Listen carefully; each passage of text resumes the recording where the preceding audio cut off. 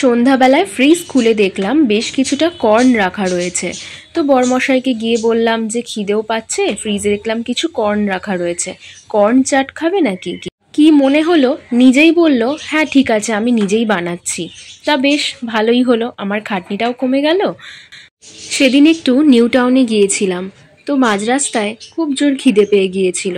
বিকেল বিকেল হয়ে এসছে, তখনও সেরকমভাবে দোকানপাটগুলোও খোলেনি। তো মাঝ রাস্তায় দেখলাম যে একটা কার্টে এরকম গরম গরম কর্ন চাট বানিয়ে দিচ্ছে। নিয়ে খেলাম দুজনে মিলে, বেশ ভালো বানিয়েছিল আর পেটটাও ভরে গেছিল।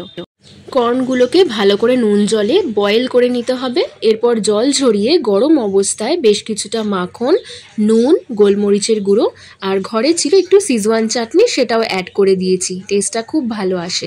এর সাথে অ্যাড করতে পারো কুচনো পেঁয়াজ, ধনেপাতা, লঙ্কা কুচি, টমেটো কুচি, ঝুরি ভাজা। এগুলো দিলে না টেস্টটা আরও বেশি ভালো আসে। দেখো কিরকম হ্যাংলার মতো নিজেই বানিয়ে খেয়ে নিচ্ছে।